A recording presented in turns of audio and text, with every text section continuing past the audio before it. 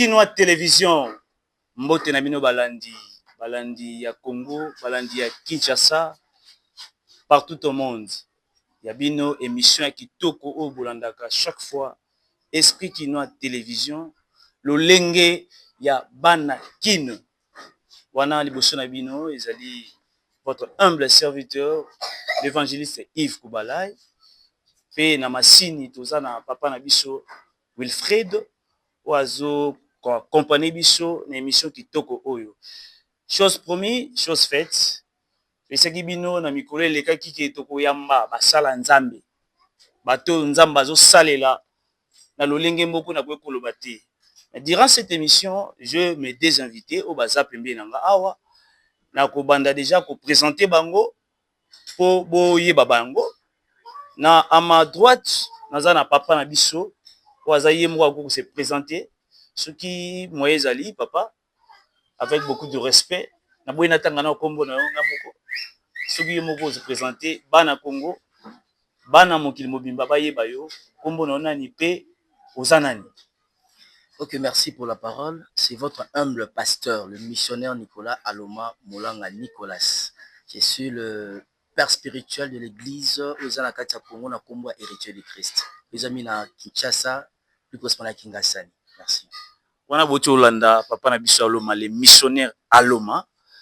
Na asire bandeko basimbi vraiment basimbi le lenge nini papa olobi azali o yazali. Nasi bandeko ba Olanda biso na nzela bi tando na bino ya télévision na bino bozo Olanda biso na masina obi déjà awa papa na biso Aloma qui est le missionnaire ou azali le docteur disons ou azali père spirituel église les héritiers du Christ a tu ko limbo la biso ngo bien pe na gauche na ngai nazali na papa na biso nasi aza mo mesano ya télévision déjà oboye boye bien mingi na émission na bino Esprit Kinois Télévision. À se présenter avant de présenter yemoko à se présenter peto yebaye papa Nabiso bonjour papa.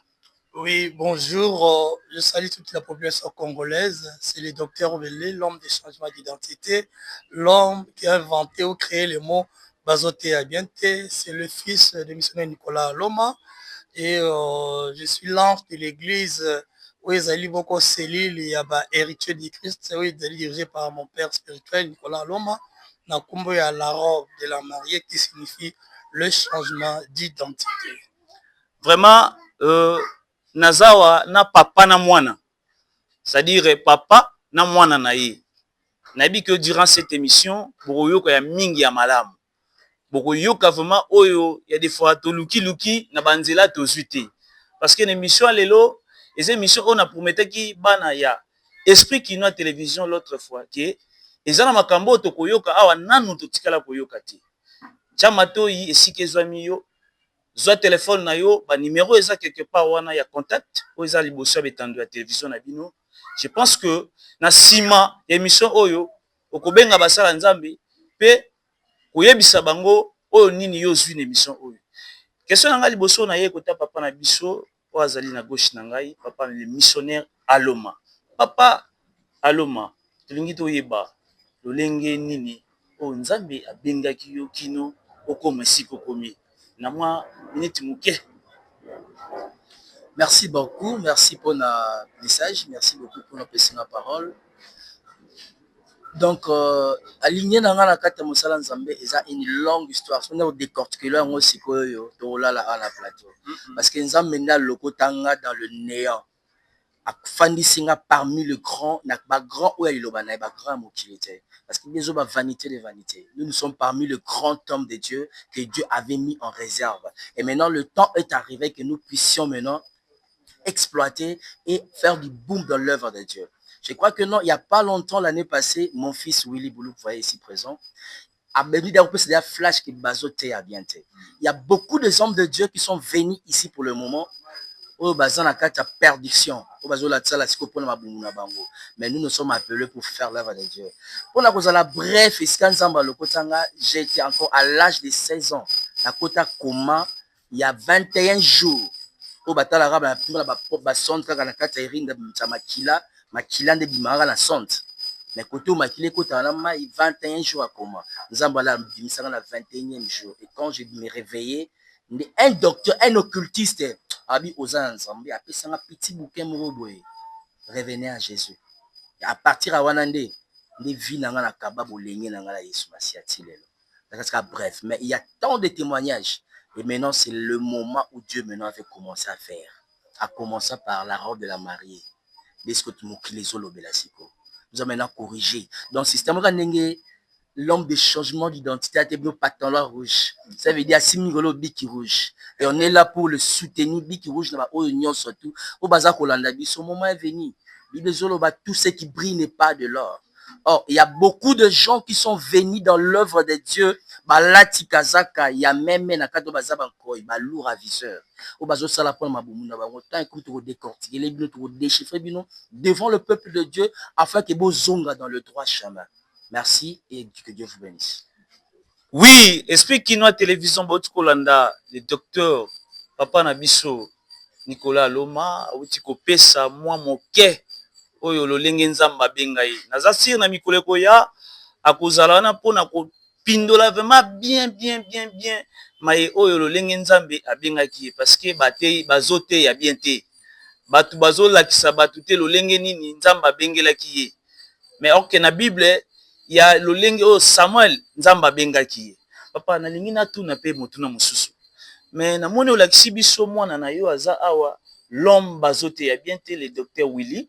Mais yo est-ce que ça moi été toyeba pe papa molimo no soki kombo na nani? Ok, merci beaucoup parce que il n'y a pas un enfant sans père. Donc, le basala nzambe ming bazobima dans le vide. Mais moi, mon père spirituel, c'est le patriarche Chez Maloba. Paix à son âme, que son âme reste en paix.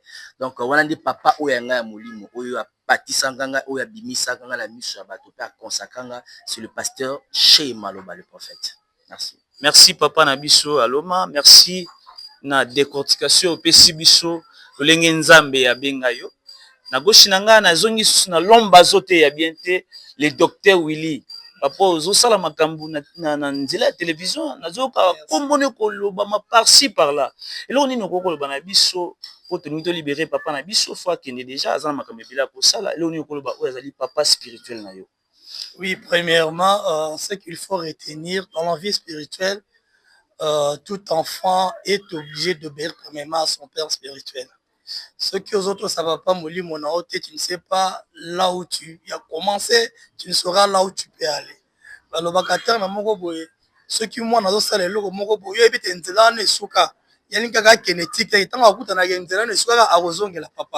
nous, nous sommes parmi les enfants autres tombent là, papa spirituel.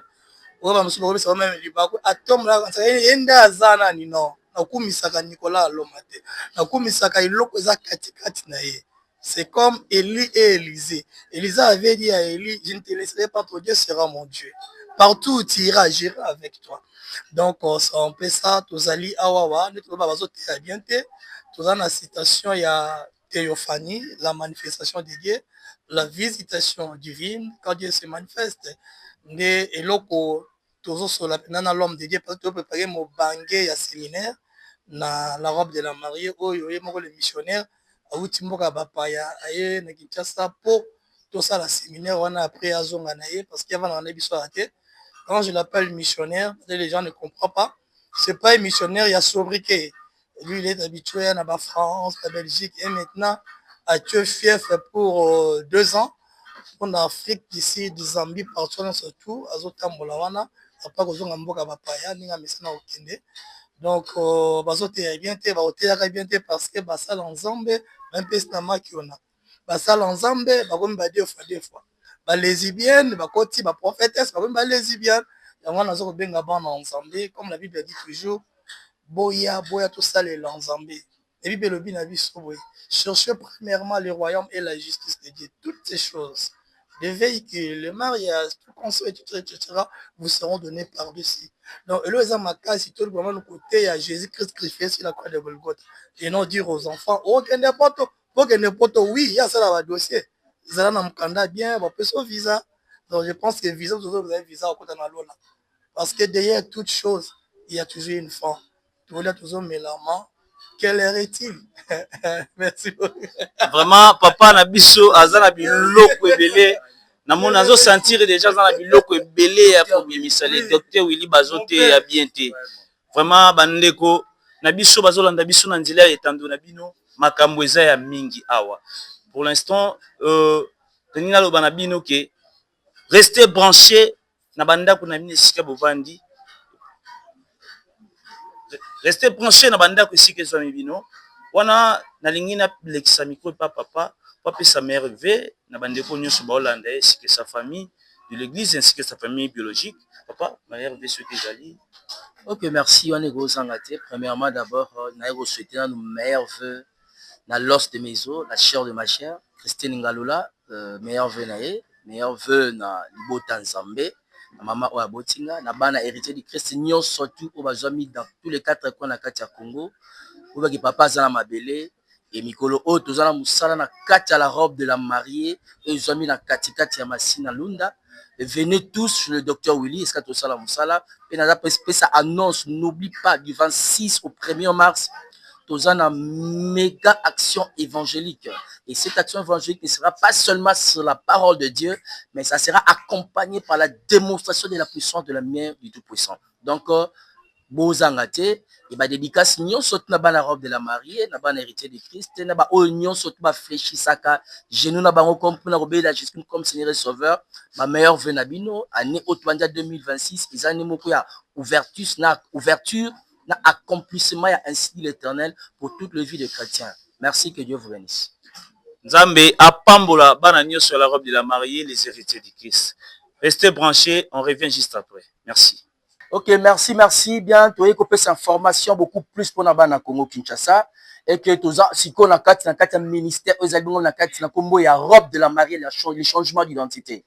Tu as bien pour informer bien le peuple en Zambie. Moment est commis. Oh, tu as l'homme de Bazoté a bien été sur place. Et que tu as pour corriger la bique rouge, pour corriger. Alors, sur ce, tu as bien invité Bino du 26 février au 1er mars. Namasina église à robe de la mariée. Nous allons parler sur la théophanie. Or, la théophanie de Dieu, c'est la manifestation de la puissance de Dieu. Boya, beaucoup vivre à la parole. Il y aura la parole qui sera au rendez-vous. Et hormis la parole, il y aura aussi la démonstration de la puissance de main de Dieu.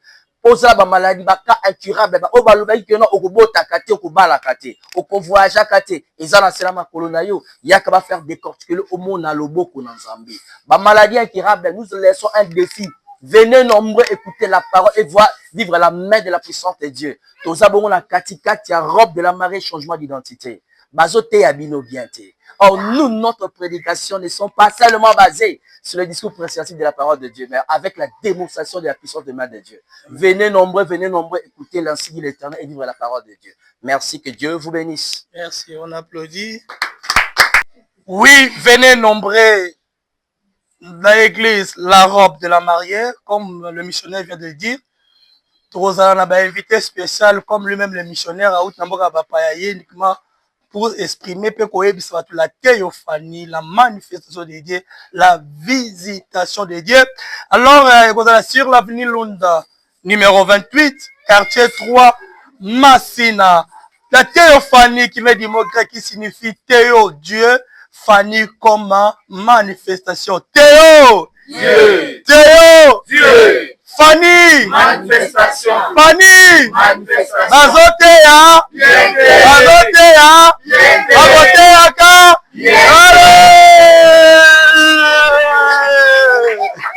Oui, esprit kino à télévision, de retour, tozonginde tolaka kibino ke tokozonga makambo ezebele ya koloba na émission oyo pe ba surprise ezebele. Ndenge bomoni awa tozalaki ya kovanda, comprenez, toza libanda, toza au son ya église la robe de la mariée. Yango zoka mwa bana kolela mwa nani pour comprendre que aujourd'hui tolinga tosala émission libanda oyo na kati église la robe de la mariée. Oui, namoni lisusu awa namoni papa bazote ya bien te papa Willy, namoni accompagné namoni mosala nzambe koto, namoni sœur nanga koto yo, nayebi te papa so ko présenter biso bandeko yo, namoni bango batemi so liboso na. Oui, merci beaucoup. Ndeko yo komoni pembe nanga, c'est le pasteur Vincent. Aza parmi bana oyo ngai docteur Willy na tie mafuta. Et bongo ozo mona kuna na suka Jonathan Bakasu. Aza parmi berger na biso to tie mafuta. Et bongo ya mwasi omoni alati simisi ya pembe zongenga. Lui, Adam tout ça qu'on s'est présenté, Théoto Lobelaye, elle répond au nom de Sœur Mariana, chante Marie Misamo. Et si nous sommes venus aujourd'hui, en tant que manager, il y a Sœur Mariana Meta, toi, Allah qui sait bien de quoi il est capable, parce que on a un studio, Abimisa, album Naye, et Molo, une chanson, single les autres, bientôt, il y a un moment où il y a un plateau, il y a Esprit Quinois Télévision. Esprit Quinois Télévision, surprise na surprise. Tout le monde est sous papa, tu peux présenter la sœur Mariana Meta, Oyo, Marie Misamu a kufa, mais incarnation ya Marie Misamu est koufité, parce que Nzambe azo sala toujours, wana bokumona sœur Mariana Mariana Meta, waza ko incarner, wezali ba chanson, toi waza ko interpréter ba chanson, ya sœur na biso a kufa biso pe à son âme, maman Marie Misamu, sœur Mariana Meta. Est-ce que okoki pe koloba eloko moko na pepe Nzambe ezotala yo na bandeko nyonso bazotala yo Esprit Quinois Télévision ezolandama mokili mobimba ozali kama koloba pe osala biso mwa akapela. Bonjour Nanou, napesi bino mbote. Ce que je peux dire, tokangaka na Nzambe po nde mopesi na nyonso. Amen. Nde nazo kokota studio na bimisa ba single nanga pe nayebi bien ke bokosepela na banzembo nanga. Nazo interpréter na nzembo ya Sœur Marie Misamu na émission. Après ba jour nazo kokota studio nazo bimisa single ya nzembo nanga. C'est ça ce que je vais dire. Merci Sœur Mariana, toyoka akapela kasi. Seigneur, Seigneur, toi qui connais mon âme, et pour toi mon Dieu, toi qui connais la sincérité de mon cœur, toi qui connais la valeur que j'accorde à ta parole. Yeah, yeah, yeah. Seigneur, Seigneur, toi qui connais mon âme, et pour toi mon Dieu, toi qui connais la sincérité de mon cœur, toi qui connais la valeur que j'accorde à ta parole. Yeah, yeah, yeah, yeah. Ah, betela Nzambe maboko. Wana totoyoka Sœur Meta Mariana oyo auti ko interpréter nzembo ya Marie Misamu. Na mikolo koya bokomona Sœur Mariana metando ya ba télévision na bino na YouTube na nzela ya single na ye. Vraiment accompagné na papa na biso Lomba zote ya bien te papa Willy Buluko azali manager na ye. Ma papa za na makambo ebele kati na yo. To koni nsusu bimisi Mariana oazo ko interpréter vraiment Marie Misamu. Bali soko lalo zo kansaka Marie Misamu ne mutu azo yemba. Manzambe ya pambolo Sœur Mariana. Vraiment Esprit Quinois Télévision ezo lobela nyonso. Soki oza na likambo ya koloba, oza na posa publicité eloko na yo.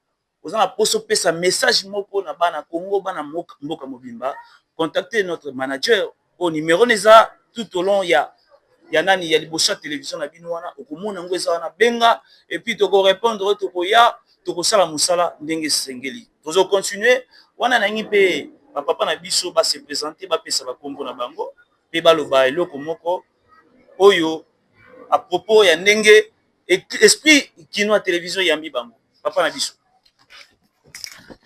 Bonjour, bonjour peuple de Dieu. Napesi bino sombote. Eza moko ya bino le pasteur Vincent. Naza moko oyo nazoko travailler na kati église robe de la mariée. Oyo ningi koloba changement d'identité ya papa na ngai le docteur Willy. L'homme oyo wazote ya bien te. Toye awa bien aimé dans le Seigneur pour présenter bino émission oyo ya Esprit Quinois Télévision. En tout cas, bolandango massivement. Merci, merci, merci, merci le pasteur Vincent. Zamba pambolo pe lokola. Wana pe na ke mpanzi na moni pe papa zakuna papa kolo balikamoko. Oui, bonjour peuple de Dieu. Nazali moko ya basali ozo travailler ensemble na docteur Willy na kati tonga la robe de la mariée. Mais il s'agit d'un gars qui na peuple de Dieu, ça que tout quand makala nzana. Tout ça na moment où tout parler sur thème tout te a la théophanie. La manifestation de Dieu. Donc, pour que nous avons manifesté quatre ans, il y a en tout cas, peuple de Dieu, tout comme Mananzambi, pour l'on a été au mot qui les autres, tu peux le dire que les autres, mais tout comme Mananzambi, la manifestation divine et le monde. Merci, merci papa Nabiso. Esprit Kinois Télévision, la théophanie. Bientôt, bandeko beaucoup sentir puissance en Zambie. La théophanie, au bazoloba awa, la manifestation divine de notre Dieu. Amen. Aux Angati, le 26, il y a 2 mois, si le 1er mars, nous avons l'ensemble Esprit Kinois Télévision, puis nous avons l'ensemble pour contempler manifestation ya Nzambe na biso. Oui, avant na kata to continuer, nangi na tuna susu papa question moko. Papa na moni bana na yo bazana ba trop jeune vraiment na moni bango pakoli bon mafuta. Est-ce que et sala ki yo mama bete to ndenge to mona ga batu susu balinga na ko vantsa batu na église ki no ko mapaka sima pakoli mafuta. Eloko nini? Sala ki yo vraiment moi nungu te nengo pa tieba no mafuta na avant l'âge comme ça. Oui, merci beaucoup, monsieur le journaliste Yves Koubalay, il y a Esprit Kinois Télévision, Zamba Pambola Bino, dans Moussala Bodo Salamakasi, il y a des informations par-ci par-là. On m'a dit que sur Tuninga, yango papa José Koubalay, na Belgique, qui passe Tunakinga, à l'obi, na mono tcheba na mafuta kuna ezandenge nini, mais par rapport à Binzamba Lola Pambola yo. On a réalisé papa José Koubalay, il y a sur Sala Ponabiso. Donc, je vais dire ceci, on m'a dit, Samuel Tanguakendaki a commencé à âge c'est vrai. L'âge où on arrête d'allaiter l'enfant ou un animal. Maman n'a pas de kotika et le secrétaire Eli. Na âge c'est vrai. Donc âge bakatangwa na mabele. Il a commencé le ministère na âge wana. Tu es sauté, tu es pas Jésus-Christ. Bandaki ministère na âge à 30 ans. Ça dit qu'à 3 ans. C'est-à-dire l'âge et ça le rappelle pour le ministère. Ceux qui au moni mutu aye. Vous sentez qu'il a quelque chose de Dieu. Il faut qu'on bénisse. Le mal, c'est quoi avec nos pasteurs, madame aventuriers? Beaucoup de hommes de Dieu, ils vont s'enrichir. Ils vont intercession, gêne, veiller, prier. Prier sans cesse. Prier sans cesse, c'est à bon côté.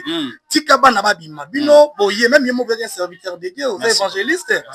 Christian, vous êtes évangéliste, maman Ursula, évangéliste. De l'eau, na moni ba na baza na eloko ya Nzambe. Na cheba na mafuta. Ndenge ba chaki na mafuta, na chino boke ne bo avancer. Et le lo bo diriger, c'est l'île mobimaka. Tete en télé. C'est l'île emmené en télé. Ouais, le premier c'est l'île, il y a la robe de la mariée.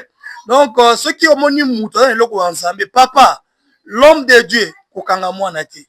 Tika mwana, chai mafuta. Soka okende, tika ya kende. Ceux qui mwana koli, il faut s'envoler à kende, à ça la foyer na ye. On a besoin de bazote ya, bien te. Merci, merci l'homme de Dieu. Le pasteur docteur Willy Bouloukou, bazote ya bien te. Vraiment, il y a un différent. Aza vraiment na ndenge na ye.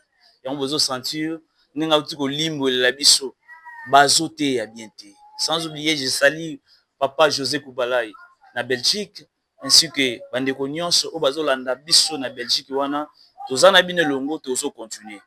Restez branchés, on revient juste après. Merci. Mama nanga kufati, mama nanga kufanukiti, mama nanga bokolinga na mbongo matindele na mbongo ya ndunda, bokolinga na mbongo malamane, nana le mbongo na ngati, mama nana le na mbongo na ngati, sunga mama, mama nanga kufati, ya motula na vie ya moto Yesu. Bonzambe Yesu après nyonso nakosala na se na moi Nzambe singa molimo ebungisa yo te après basuccès après l'élévation singa na Yesu nabungisa yo te. De retour sur vos écrans, Esprit Kinois Télévision, tobek tozali elo tozali elo tozana bino elongo. Tozana basala Nzambe o baza ko décortiquer makambo Nzambe juste lo lenge o esenge. Totana papa na biso Willy l'homme bazote bien te. Wana na nina makakotuna o papa a présenté ki biso Sœur Mariana. Nous retourna Sœur Mariana. Single ozo sala ezana combien de tweets? To nani azana sima ya makambo ozo sala o. Bon, ba pesi biso no ba nombre ba nzembo te. Nous devons préparer nos premières chansons. Ils ont le titre Son amour, ma vie. mutu oyo aza koencadre nga na musique comme on eza Guichi Lubowa, c'est mon encadre, mon grand frère propre. Et puis oyo aza kolanda biso na nsima, c'est le docteur Willy bazoteya bien te. Merci sœur Mariana okosala biso mwa acapella na mwa obini ni son amour ma vie. Son amour ma vie. Ah nzembo kitoko na si soto yoki yango bana esprit kinois télévision ba osepela makasi. Papa Willy mekana no kotalisa biso na makambo nyonso bozo sala. Tunto yeba nani vraiment simbi bino na sima pour réaliser sœur Mariana a réalisé ba chanson oyo azolinga sala. Oui, premièrement, muta simbi biso tana na soutien spirituel. Eza bongo Jésus-Christ de Nazareth. Amen. Et bongo na sima toujours la maison Lennox Production avec le producteur Gauthier Mascotte. Oyo a produit ma batu artiste belé bana mboka bayebi. Atali pe ngambo ba centre alobité. Na go tika pe basali boité ayoki voix Mariana alobi non na otia ba paquet nanga. Né yangwana bientôt dans notre studio. Obi misa déjà premier single. Et bientôt en tout cas maison Lennox Production. Il y a Gauthier Mascotte, le producteur du moment. Et puis, na appui à maman Sandrine Bouloukou, voisin à Londres, que j'ai sali, maman Basta. En tout cas, bazo tchapo makasi, pour mon Mariana dans la studio. Vraiment, que Dieu soit loué, que Dieu soit béni. Lennox Production. Gauthier Mascotte. Ndiazana sima makambo. Amen. Papa Nzamba pambole sike zomio parce que otali kaka bandeko ya ngambo wana te mais otali pe bandeko ya ngambo koto bayembela ka Nzambe. Nzambe mapambola yo. Sœur Mariana, tozona posa to yoka moi loko moko boye. Hein, avant goût bana Congo, bayoka moi avant goût avant singele bima. Bolingo na yo ekimisaka banyaje sombre ya vinanga tikanga na yembe la yo nzambe nzombe nanga oyo saleza au-delà de mon imagination où je suis béni kozala na nzambe extraordinaire na vinanga. Avant yo esouvi nanga ezalaki incomplète. Mais de que tu es entré dans ma vie, tout a pris un sens.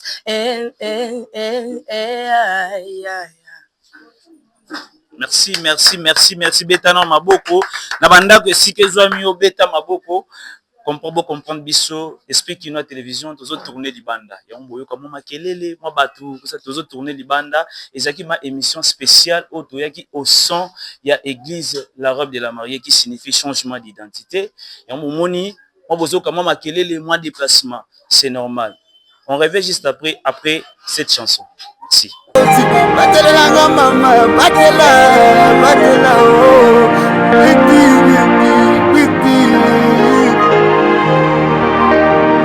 Sengo na ngai mama ya mbogo na ngayo sengo na ngai mama beneficie de mbogo naboya nakufa mama na ngai ya mbogo na ngeti.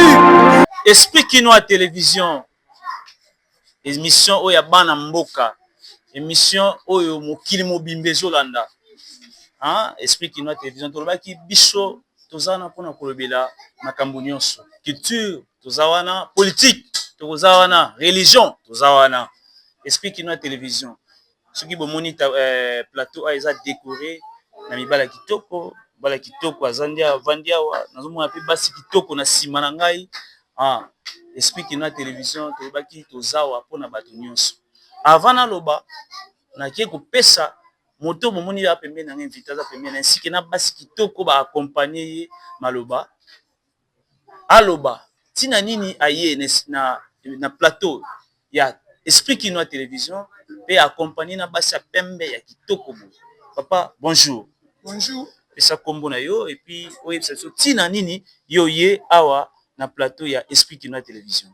Bon nga kombo na nga Beni Lubowa kwa faire de lix ba o ba yebi ngai o to mona ngai ayebi ngai rataka te ata ba biche yo elonge zika o nini pa na ngai ba benga ngo transformation donc de façon tout oya on a décidé on a pesa juste formation nini information ya muke na changer adresse na maison na zui na quartier na boulevard ya Luemba arrêt Quado référence Salle Mandanda salon eza wana eza mixte toza na baactivité ebele na kati toza na coiffure homme baosala bacoupe ongle et tout bapermanent bavernis ya gel baoyo bayebi tozosala bapose po toza maintenant na bapromotion bientôt la tozosala ouverture boya ebele bapou eza toujours abordable na tofixe na vraiment bapou ya ebele te boya bokosepela baetu bomankaki ngai bobandaki koluka ngai bomona ngai te ngai oyo nazongi lisusu en forme nazali su koleka oyo boyebaki wana donc mosala emati piske soki obeti na tiktok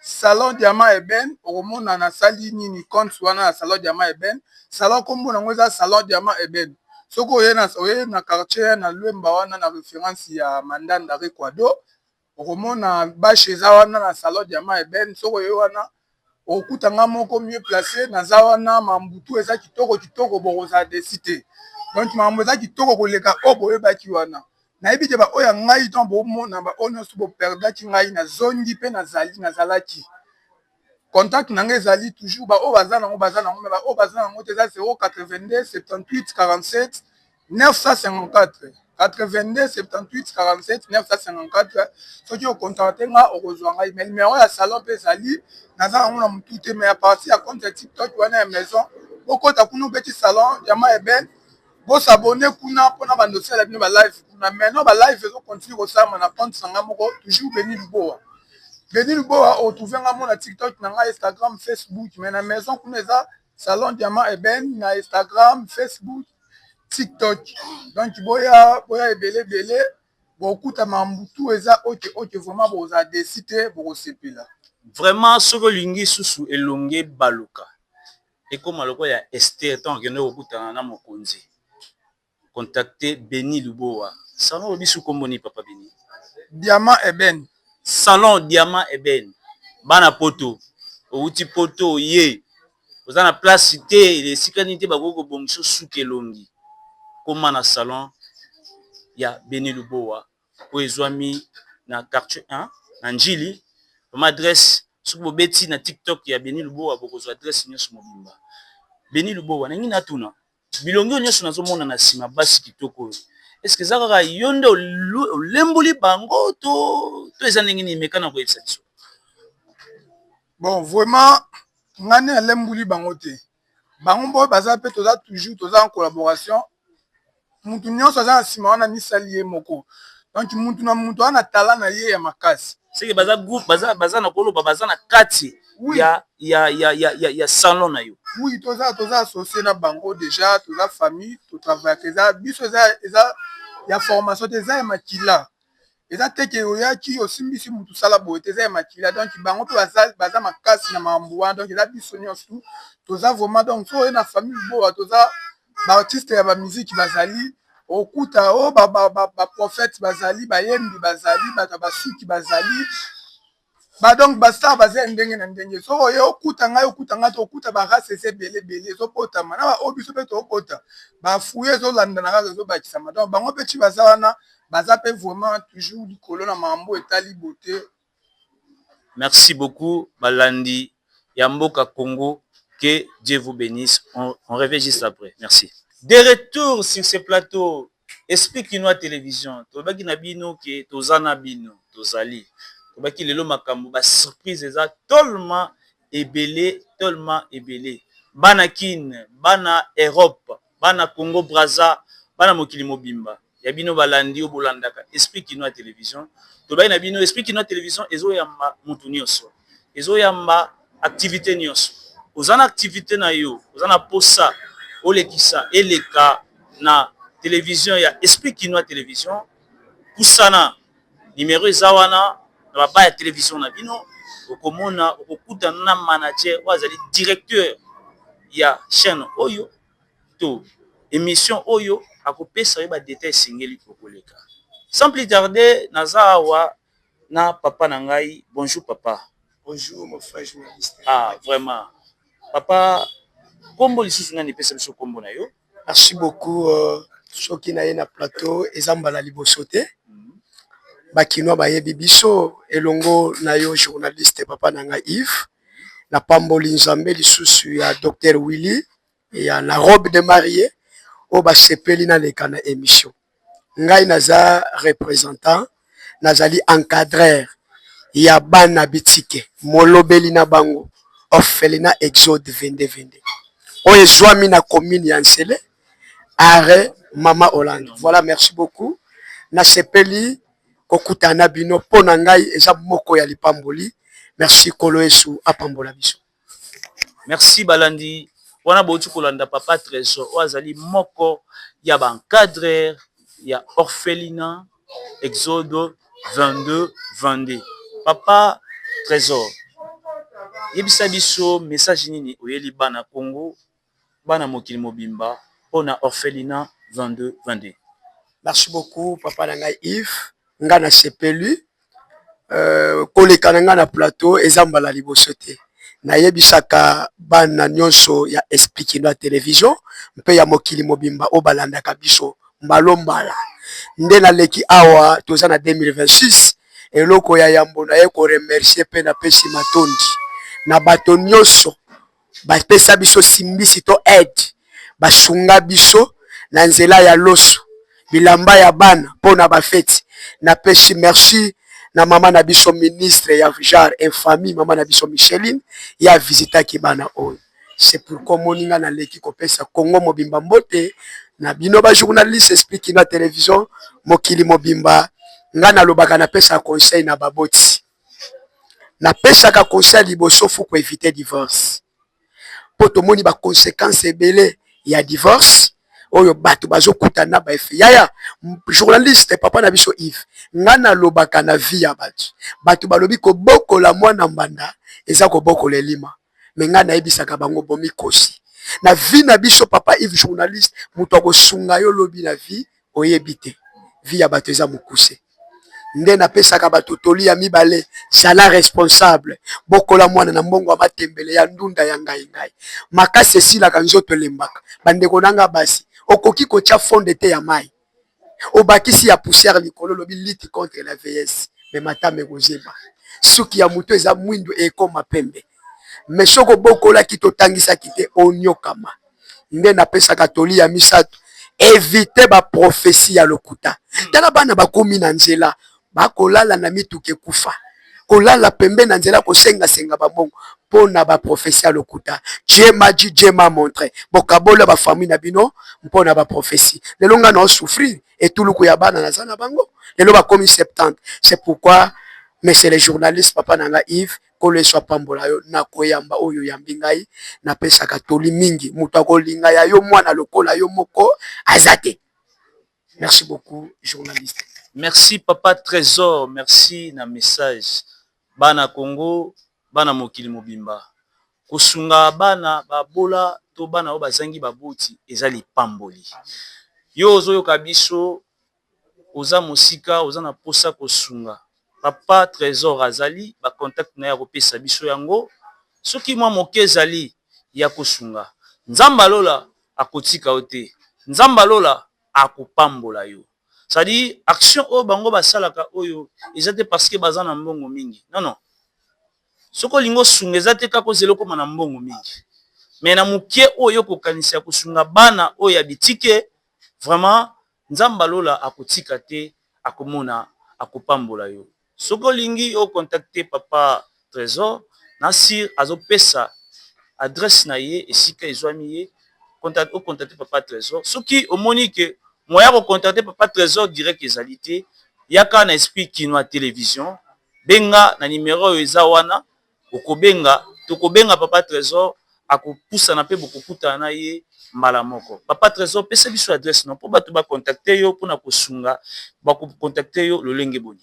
Merci beaucoup papa na biso journaliste Yves nzambe ya lola nzambe ya ba faible apambola yo na telemi nazo bondela lokola mosala nzambe nzambe asala para nyonso azolanda biso ngolu okufa lelo tobokola bana yo moko ba français balobaka on est mieux servi que par soi-même lingala balobaka liboka moninga basombela yango kwanga te yaya mutema malamu epesamela mutu nyonso te nani akozwa relève ya mwana na yo lokola yo moko azate. C'est pourquoi adresse na biso eza na commune ya Nsele are campem soko kiti ava de centre biba okomona pano moko bakoma visiter l'orphelin are wana to bengango are mama Hollande toza na avenue Nginjulu 53 quartier Talangai commune Enchele arrêt Campem. Contact na biso papa Yves eza simple 082 90 77 393 082 90 77 393 au contacter biso encadré papa na bino trésor mosali ya nzambe o bandeko nyonso bayebi. Merci beaucoup na papa na biso Willy docteur. Merci beaucoup na ndeko na biso journaliste Yves na pamboli nzambe pour Esprit Kinois télévision. Esprit Kinois télévision, que Dieu vous bénisse. Toza na bino elongo, restez branchés, on revient juste après. Merci. Esprit Kinois télévision, émission ya bana mboka, émission ya ba congolais, émission ya ba gabonais, émission ya ba européens, émission ya mokili mobimba. Merci na ozolanda biso, tozongi lisusu pembeni nde toyesaki bino ke toza na l'homme basote ya bien te. Le papa Willy, le docteur Willy Buluku, l'homme de basote ya bien te.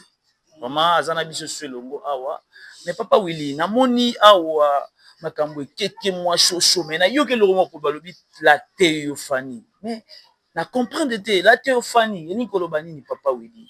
Na dit que émission zoya tokozana papa Willy intégralité mobimba ako fungola parce que eux ala qui prise de contact tu qui na saint église la robe de la mariée pour na kosolola na yi ainsi que na ba fidèle nyonso na ba sala nzambe o papa Willy achama futa. Mais papa Willy nalingi o mekano no koyana la biso mo mukela la théophanie banda na bota mana na yoka nani tie la théophanie mais kako expliquer biso la théophanie bana Congo bazolanda ela kisini papa Willy. Oui, merci beaucoup, messieurs les journalistes. Au Moni, comme les faisait 4-11, Pandi, tous les autres comme des docteurs, les autres comme des évangélistes, etc. Moi, je suis un docteur de la parole, je suis là pour enseigner. Et ça, la théologie, la théophanie vient du mot grec, comme j'ai toujours l'habitude de dire, théo, T-H-E-O, qui signifie Dieu en français. Congo, où il reste wana, Fanny, Lexi, manifestation. C'est-à-dire, Dieu s'est rêvé de son corps. Nzambe a latin chotonae. La doctrine de l'Olbaki Nzambe a latin chotonae, mais dans la révélation, nous dirons que Nzambe a commis Jésus-Christ. La manifestation de Dieu, quand Dieu se manifeste et pas à Moutou, c'est ce que nous appelons la théophanie.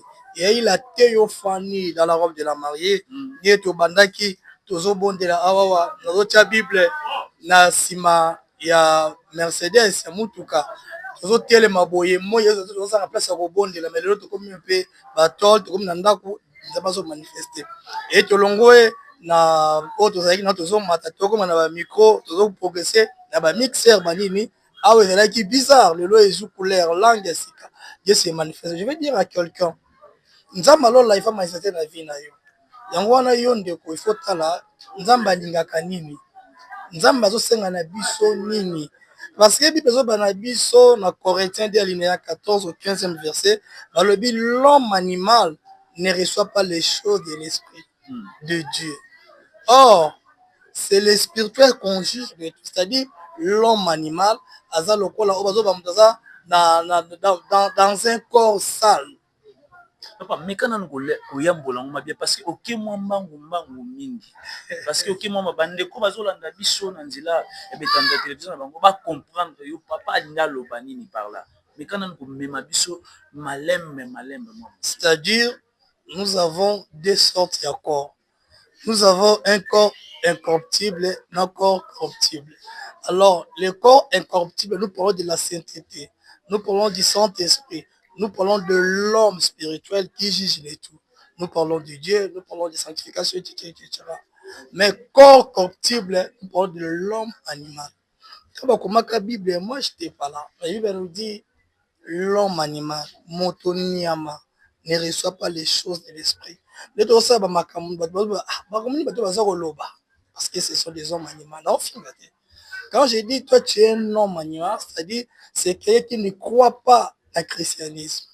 C'est quelqu'un qui ne croit pas que Jésus-Christ était mort, crucifié sur la croix de Golgotha et ressuscité parmi les morts. Ce sont des hommes animaux. Mais au contraire, l'homme spirituel que nous sommes, nous jugeons les tout. Donc, c'est-à-dire, tout ça pour expliquer un peu la langue des Canaan, c'est-à-dire, nous essayons d'expliquer un peu la Bible, d'expliquer un peu l'absus de la Bible. Les erreurs, on va expliquer bien. Parce que le mal, maintenant, dans l'église de Dieu, les gens cherchent leur propre intérêt au lieu de chercher l'intérêt de Dieu. Ce sont des hommes animaux. Nous avons des serviteurs, un groupe de serviteurs mal enseignés, par exemple, Bavandi, un Américain Dieu, la Bible Branham était Dieu. Ce sont des hommes animaux. Papa, Osimbi Susu, et Lokwasika. Oui, si vous voyez un pasteur, un serviteur de Dieu, Abengi, un Américain Dieu, c'est un homme animal, c'est un qui est mal enseigné.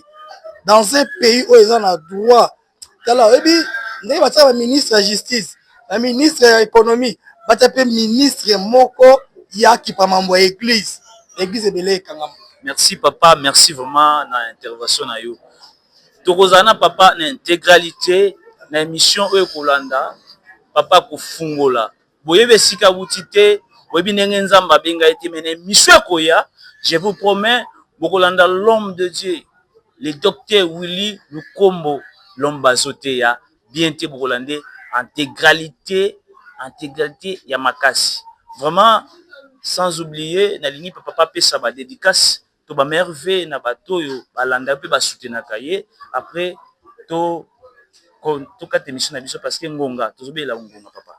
Là je salue premièrement toute l'équipe ya Esprit Kinois Télévision pour baza équipe ya basali en Zambé yo zolanda biso chaîne Esprit Kinois Télévision za na posa ya ba partenaire.